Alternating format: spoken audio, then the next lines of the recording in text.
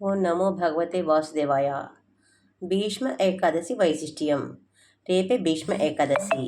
అయితే భీష్మ ఏకాదశి యొక్క గొప్పతనం ఏంటి? మహాభారతం ఒక గొప్ప గ్రంథం. అందులో ఎందరో ఉద్దండులు ఉంటారు. వారిలో కూడా ఎంతో గొప్పవారు ఉన్నారు. ముఖ్యంగా మహాభారతం మొత్తం వెతికితే ఒక గొప్ప యోధుడు మనకు కనబడతాడు. తనకు తాను మరణానికి ఆహ్వానం పలికి తన పేరుని చిరస్థాయిగా నిలుపుకున్నాడు. ఆయనే భీష్ముడు. తను పెళ్లి చేసుకోనని, తనకు వంశం ఉండదు కాబట్టి రాజ్యం తనకు సంక్రమించదు అని ప్రతిజ్ఞ చేసి తండ్రికి రెండవ పెళ్లి చేసిన ఘనుడు భీష్ముడు. ఆయన చాలా భీష్మించడం వల్ల ఆయనకు భీష్ముడు అని పేరు వచ్చింది. ధర్మంలోనూ ధైర్యసాహసాల్లోనూ ఇచ్చిన మాటను నిలబెట్టుకోవడానికి ఇలా అన్ని రకాలుగా కూడా భీష్ముడు అంతటి ఉత్తముడు మహాభారతంలో అంతా వెతికినా కనిపించడు. చివరికి కౌరవుల పక్షాన్ని నిలబడతాననే మాట మీద కురుక్షేత్ర యుద్ధంలో కూడా కౌరవుల వైపు నిలబడిన ఆ యోధుడు తన మరణాన్ని తనే ఆహ్వానించి దక్షిణాయనంలో మరణించడం ఇష్టం లేక ఉత్తరాయణం వరకు అంపశయ్య మీదనే గడుపుతాడు.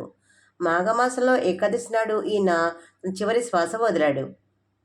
అయితే భీష్ముడు ఇలా అంపశయ్య మీద ఉన్నప్పుడు మాఘశుద్ధ అష్టమి నుండి ఏకాదశి రోజు వరకు, అంటే భీష్ముడు మరణించే వరకు కూడా అసలు ఈయనలో ఎలాంటి భయము, పిరికితనము, బాధ వంటి ఛాయలు లేనే లేవు. ఈయన అపారమైన శాస్త్ర విజ్ఞానాన్ని, ధర్మతత్వాన్ని, పరమాత్మ తత్వాన్ని కూడా చక్కగా అర్థం చేసుకున్నాడు. భీష్ముడిలోని భగవత తత్వాన్ని గ్రహించిన కృష్ణుడు ఈయనను ఎంతగానో ప్రశంసించాడు.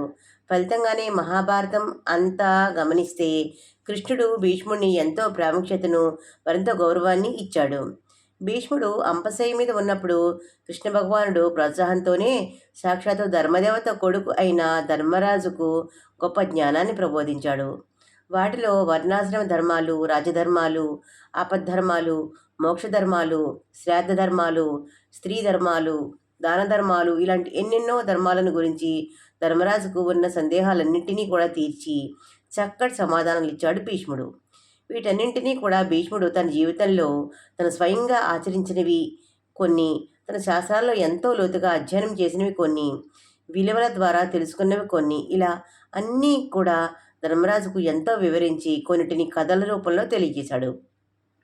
ఆ కథలను ధర్మరాజుకు చెబుతున్న సమయంలో వ్యాసుడు లాంటి గొప్ప గొప్ప ఋషులు కూడా మంత్రముగ్ధులైనట్లు వింటూ ఉండేవారు. కృష్ణతత్వాన్ని బాగా అర్థం చేసుకున్నవాడు కాబట్టే కృష్ణుడు గొప్పతనాన్ని గురించి దుర్యోధనుడికి సైతం చెప్పగలిగాడు భీష్ముడు. రాజసూయ యాగ సమయంలో అగ్రతాంబూలం ఎవరికివ్వాలా అని సందేహం కలిగినప్పుడు అక్కడున్న వారిలో దీనికి అర్హుడు ఒక కృష్ణుడే అని నిర్ద్వంద్వంగా అందరికీ తెలియజేశాడు భీష్ముడు.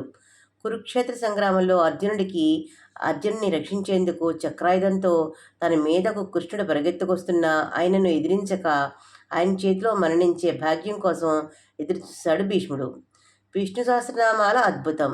అన్నిటినీ మించి భీష్మాచార్యుడు ఆనాడు ధర్మరాజుకు ఉపదేశించిన వాటిలో ఎంతో గొప్పగా నిలిచిపోయినవి మాత్రం విష్ణు సహస్రనామాలు. ప్రతి శుభకార్యంలోనూ, ప్రతి పూజలోనూ దేవుడిని స్తుతించే ఎన్నో సందర్భాలలో అందరూ తప్పకుండా విష్ణు సహస్రనామాలు చెబుతూనే ఉంటారు.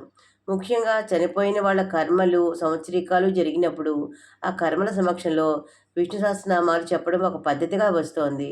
ఈ విష్ణు సహస్రనామాలు ఈనాటికి ప్రజల నాలుక మీద నానుతూనే ఉన్నాయి. పితృతర్పణాలు. భీష్మాష్టమి రోజున భీష్ముడిని తలుచుకుంటూ ఆయనకు పితృతర్పణం వదులుతారు. చాలామంది కారణం ఆయనను భీష్మ పితామహుడిగా పేరొందాడు. ఆయనను అందరూ తండ్రిగా భావించి తర్పణాలు వదలడం వలన ఎన్నో పాపాలు నశిస్తాయని చెప్తారు. అందుకే కాదు, పిల్లలు లేని వారు ఇలా పిండ ప్రదానాలు జరిపిస్తే సంతానం కలుగుతుందని కూడా విశ్వాసం. ఆ గొప్ప వీరుడు తృప్తి చెంది అనుకున్నావు నెరవేరేలా కరుణిస్తాడని నమ్మకం. విష్ణు సహస్రనామ పారాయణం, విష్ణుమూర్తి పూజ, దానాలు, జపాలు వంటివి చేస్తే ఎంతో మంచిది. ఈ భీష్మ ఏకాదశికే జయ ఏకాదశి అని కూడా పేరు. ఎందుకంటే ఈరోజు ఏ కార్యం తలపెట్టినా అది ఖచ్చితంగా విజయవంతం అవుతుందని నమ్మకం.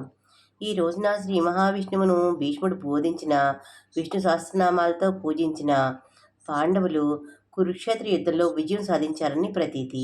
అటువంటి విష్ణు సహస్రనామ పారాయణం ఎంతో విశిష్టమైంది. ఇక ఈ భీష్మ ఏకాదశి నాడు విష్ణు సహస్రనామం పఠిస్తే అనేక శుభాలు కలుగుతాయి. ఈ రోజున శ్రీ మహావిష్ణువుని పూజించిన వారికి స్వర్గలోక ప్రాప్తి కలుగుతుందని పెద్దల విశ్వాసం. ఫిబ్రవరి 8వ తేదీన ఏకాదశి వచ్చింది. అని అంటారు. మాఘమాసంలో వచ్చే ఏకాదశిని అత్యంత శక్తివంతమైనదిగా భావిస్తారు. ఏకాదశి శనివారంతో కలిసి రావడం ఇంకా విశేషం. మాఘమాసంలో శనివారం రోజున ఏకాదశి వచ్చింది కాబట్టి ఇంతటి శక్తివంతమైన ఏకాదశి రోజున కొన్ని విధి విధానాలు పాటించడం ద్వారా ఆకస్మిక ధనలాభాలు చేకూరుతాయి. వెంకటేశ్వర స్వామి అనుగ్రహంతో మీ కుటుంబానికి అఖండ రాజయోగం ప్రాప్తిస్తుంది. ఏకాదశి పూజా విధానాలు పాటించాల్సిన పరిహారాల గురించి ఈ వీడియోలో తెలుసుకుందాం. ఈ నెల ఫిబ్రవరి 8వ తేదీ శనివారం నాడు భీష్మ ఏకాదశి వచ్చింది కదా, అంచేత వెంకటేశ్వర స్వామిని పూజిస్తే కోటి జన్మలో పుణ్య ఫలితాన్ని పొందవచ్చు. ఏకాదశి రోజున ప్రతి ఒక్కరూ ఉదయాన్నే నిద్రలేచి ఇంట్లో వెంకటేశ్వర స్వామిని పూజించండి. ముఖ్యంగా ఏకాదశి రోజున స్నానం చేసేటప్పుడు నీటిలో 2 తులసి ఆకులను వేసుకుని ఆ నీటితో తలస్నానం చేస్తే పుణ్య నదుల్లో స్నానం చేసినంత పుణ్యం దక్కుతుంది. జాతక దోషాలన్నీ తొలగిపోయి విపరీతమైన అదృష్టం కలిసి వస్తుంది. ఈ పవిత్రమైన ఏకాదశి రోజున పెళ్ళైన ఆడవారు తప్పకుండా తలస్నానం చేయాలి. ఎవరైతే ఇంట్లో పూజ చేసుకుంటారో అలాంటి వారికి అఖండ రాజయోగం ప్రాప్తిస్తుంది. ఈ శక్తివంతమైన ఏకాదశి రోజున వెంకటేశ్వర స్వామిని భక్తి శ్రద్ధలతో పూజిస్తే మీరు చేసే పూజలు నేరుగా స్వామివారి పాదాల చెంతకు చేరుతాయి.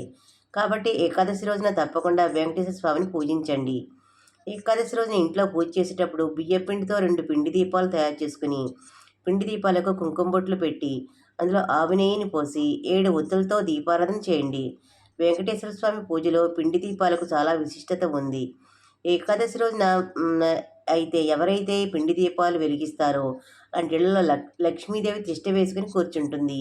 అన్నిటికన్నా ముఖ్యంగా ఏకాదశి రోజున పూజ చేసేవారు వెంకటేశ్వర స్వామి పటానికి తులసిమాలను సమర్పించి స్వామివారికి నమస్కారం చేసుకుంటే మీ మనసులో ఏది కోరుకున్నా అది ఖచ్చితంగా నెరవేరుతుంది. స్వామివారికి వేసిన తులసిమాలలను తీసి మీ బీరువాలో పెట్టుకోండి. ఇలా చేయడం ద్వారా మీ ఇంట్లో డబ్బు సమస్యలే ఏర్పడవు. జీవితాంతం కుబేర రాజయోగాన్ని అనుభవిస్తారు. వెంకటేశ్వర స్వామి పూజించేటప్పుడు గోవిందాయ నమః అనే మంత్రాన్ని చదువుతూ స్వామివారిని భక్తి శ్రద్ధలతో పూజించండి. ఈ విధంగా వెంకటేశ్వర స్వామిని పూజించి చివరిగా 5 ప్రదక్షిణాలు చేసి స్వామివారికి నమస్కారం చేసుకోండి. ఈ విధంగా ఏకాదశి రోజున ఇంట్లో పూజ చేసుకుంటే వెంకటేశ్వర స్వామి అనుగ్రహం ఖచ్చితంగా లభిస్తుంది. ఏకాదశి రోజున ఉదయం పూజ చేసి సాయంత్రం 6 దాటిన తర్వాత ఇంటి గుమ్మం ముందు 2 దీపాలు వెలిగించాలి. ఈ దీపాలు లక్ష్మీదేవిని ఆహ్వానిస్తాయి. ఏకాదశి రోజున సాయంత్రం సమయంలో ఎవరైతే ఇంటి ముందు దీపాలు వెలిగిస్తారో అలాంటి ఇళ్లలోకి లక్ష్మీదేవి వెంటనే అడుగు పెడుతుంది. ఈ ఏకాదశి రోజున సాయంత్రం సమయంలో అన్నం తినకూడదు. ఎందుకంటే ఏకాదశి రోజున సాయంత్రం సమయంలో వడ్ల గింజల్లో దరిద్ర దేవత నివసిస్తుందట. కాబట్టి ఏకాదశి రోజున అన్నం తినడం వల్ల జన్మజన్మల దురదృష్టం పడుతుందని వేద పండితులు సూచిస్తున్నారు. కాబట్టి వీలైనంత వరకు ఏకాదశి రోజున ఉప్పు తినడం మానుకోండి. ముఖ్యంగా ఏకాదశి రోజున మీ ఇంటి ప్రధాన తలుపు మీద పసుపుతో స్వస్తిక్ గుర్తును గీయండి. ఇలా చేయటం వల్ల లక్ష్మీదేవికి మనం ఆహ్వానం పంపినట్లు పండితులు చెప్తున్నారు. దీని ద్వారా మీ ఇంట్లోకి లక్ష్మీదేవి అడుగు పెడుతుంది. ఏకాదశి రోజున రావి చెట్టును పూజిస్తే అపార ధనయోగం కలుగుతుంది. రావి ఆకులో